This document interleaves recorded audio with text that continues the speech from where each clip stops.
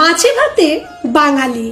মাছ ভাত শুধুমাত্র খাবার নয়, বাঙালির রক্তে লেখা ইতিহাস। মাছে ভাতে বাঙালি কথাটা শুধু প্রবাদ নয়, এ যেন একটা অনুভব, এ যেন একটা জীবন চিত্র। সারাদিনের খাটুনির শেষে গরম ভাতে এক টুকরো মাছ পড়লেই বাঙালির মুখে এমন এক তৃপ্তির হাসি আসে যেটা টাকা দিয়ে কেনা যায় না। কি আছে এই এক টুকরো মাছের ঝোলে? আছে মায়ের হাতের গন্ধ, বাবার ক্লান্ত দিনের শেষে অপেক্ষার সুখ, আর ছোটবেলার সেই রোদের দুপুর।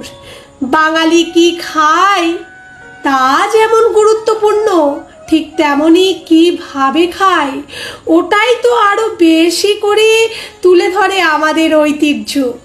চেয়ার টেবিলের মাঝে নয়, মাটিতে আসন পেতে হাঁটু মুড়ে বসে খাওয়ার মধ্যে যে শান্তি আছে তার কোথাও নেই।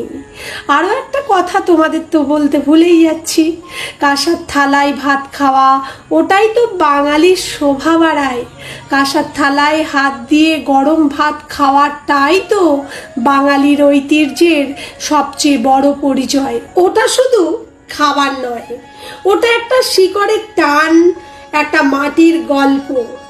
একটুখানি মাছ, এক বাটি গরম ভাত, কাঁসার থালা আর মাটির গন্ধ, এইটুকুতেই তো লুকিয়ে থাকে হাজারো ভালোবাসা, হাজারো স্মৃতি। এটাই তো আমাদের বাঙালিয়ানা। অসংখ্য ধন্যবাদ। সবাই খুব ভালো থেকো, সুস্থ থেকো। যদি ভিডিওটি ভালো লাগে তাহলে অবশ্যই লাইক, শেয়ার, কমেন্ট করে দিও। টাটা।